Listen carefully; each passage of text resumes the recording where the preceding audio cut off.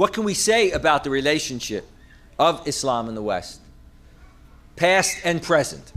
Both sides have their perception of the other.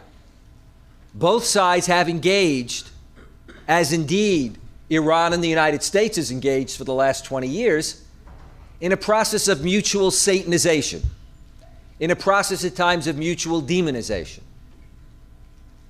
From the early spread and expansion of Islam, to the Crusades, to the Inquisition, to the Ottoman Empire, to European colonialism, to the Cold War, to the post-Cold War, there have indeed been points of conflict and confrontation.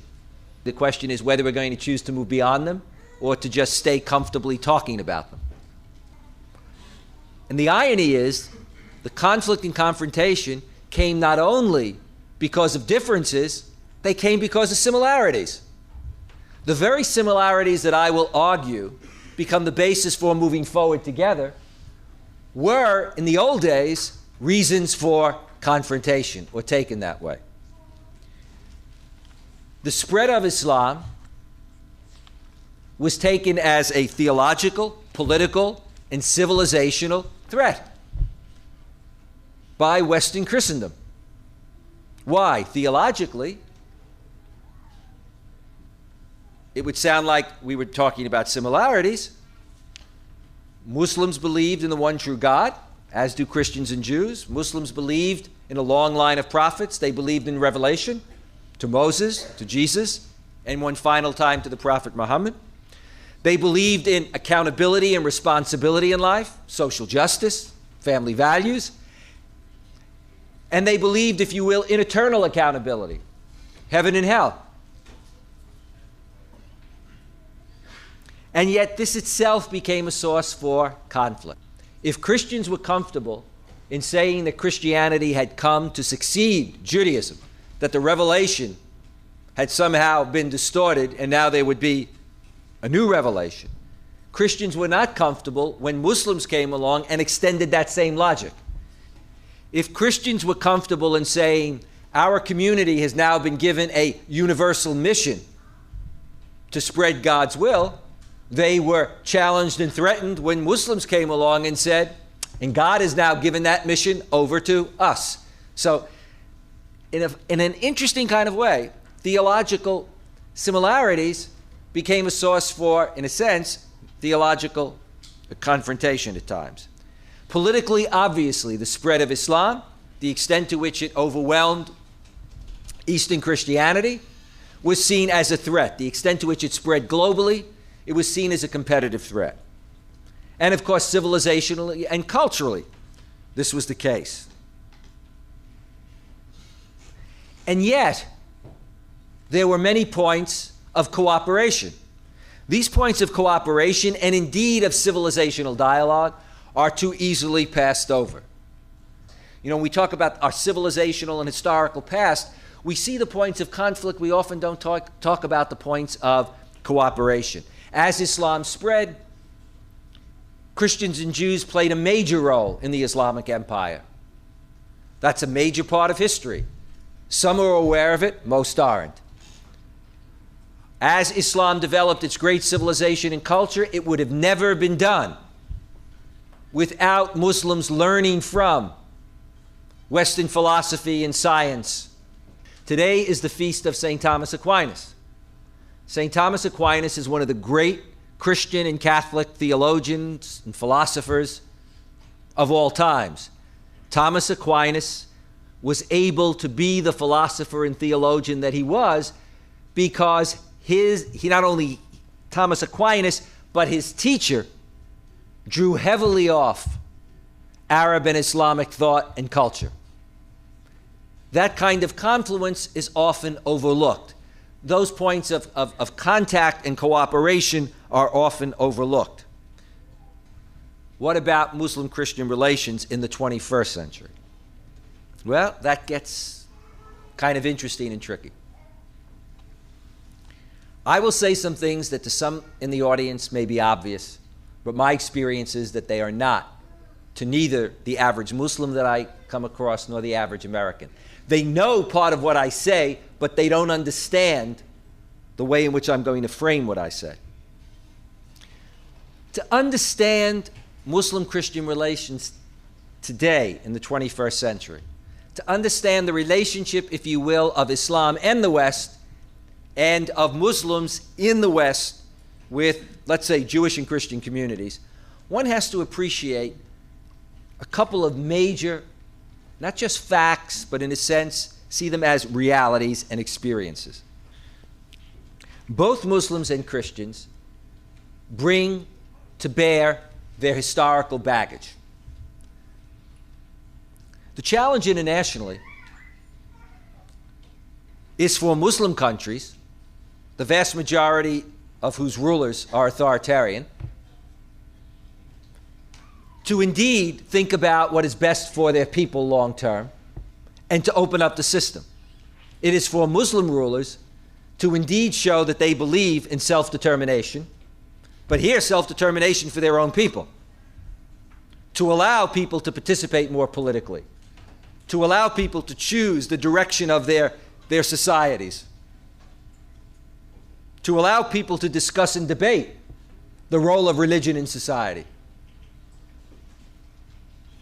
to avoid using repression as the only means to keep control, to develop what I would call the culture and institutions of civil society, of an open society, much as Mr. Khatami, for example, is calling for in Iran today.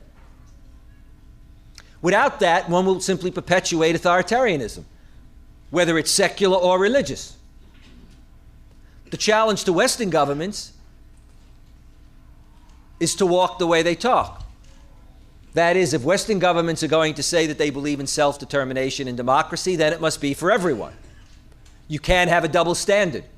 You can't talk about the promotion of democracy in some parts of the world, but not in the Middle East and in many parts of the Muslim world. The challenge to those who say that they are committed to Islam socially and politically, to those who are called Islamic activists or Islamists, is to themselves show that they can walk the way they talk. If they want to ask for rights under a regime, they have to show that when they're in power and in authority, they will extend those same rights to others who disagree with them. They must show that they too can be self-critical. Self-critical not only of their excesses, but the excesses of others committed in the name of Islam. So self-determination and self-criticism are in fact what indeed Muslim countries, the West, Islamic activists, and indeed all of us are called in common to share. But in fact, what most of us tend to do is to compare our ideal to somebody else's reality. And that gets in our way. We look at somebody else and we see all their faults and we say, it's not our fault, it's their fault. We're beyond that. Christianity isn't like that, it's what Islam's about. Islam isn't like that, it's what Christianity's about. The West isn't like that, it's the way Muslims are. So each one is calling the other militant, each one is calling each other whatever, neo-colonialist, etc. That level of self-criticism is a very difficult thing to move to. I have been functioning within the Muslim community for about 30 years because my teachers were Muslim, because virtually everybody I studied with in graduate school, most of the grad students were Muslim. The Muslim community today has the human and financial resources to make a difference. It did not have those resources 30 years ago, 20 years ago. You did not have the number of Muslims. You did not have the number of Muslim professionals. You did not have the number of successful Muslims in the professions, of educated Muslims, etc. Okay. Those human and financial resources are there. The question is whether or not that will be harnessed, so that one functions effectively within the broader Muslim community of the United States and in interaction with the non-Muslim community in the United States. Let me make some general observations about Muslim-Christian relations. The most important thing is that the way in which Muslim-Christian relations really moves forward is not to start with what Muslims and Christians share in common religiously, but rather what they share in common socially. It's when you encounter the other in the workplace and in school and realize that the other, in many ways, is very much like me. When people encounter each other as neighbors and realize that they share a lot of concerns, that they are parents, they are concerned about their children, they are concerned about their neighborhoods, they are concerned about family values, they are concerned about education, about sex education, they are concerned about drugs, they are concerned about... It's when people actually work together side by side that they not only see the differences, but they see what they share in common as human beings, and they also see a good deal of the values that they share in common. Then one can move to the next stage. If you start simply with the theological, part of the problem is a lot of people I know are very devout, but they don't really know all that much about their religion. You know what I mean? They know a lot in terms of their devotion, but when they go to engage somebody from another faith to talk, they often don't know very much about the person's other faith, let alone about themselves in terms of that level of sophistication, and they get bogged down. Now, but to move to the theological, allowing for the differences that exist between Muslims and Christians, and that should exist and should be celebrated, the commonalities are staggering. The belief in God, prophets, revelation, the belief in family and social values, the concerns with secularism, materialism, etc., they are staggering. But often our differences get in the way of seeing the commonalities. That's one challenge. The second challenge is, as I said, to realize our common experience. The third challenge is, as I said earlier, not to compare our ideal to somebody else's reality. We should compare each other in terms of ideals, Christian ideals, Muslim ideals, realities, Christian realities, Muslim realities. Then we see our ideals and we see our problems that we share in common. Otherwise, we are, to use an American phrase, stacking the deck against the other person. I'll just talk about my ideals and I'll deal with your reality. And so I can always retreat when you say, my God, look at what Christians have done or whatever. That's not really Christianity. So that has nothing to do with it. Rather than saying that may not be Christianity, but indeed a lot of Christians engage in that. So the ability to talk, if we want to appreciate each other, about our shared ideals as well as our shared realities.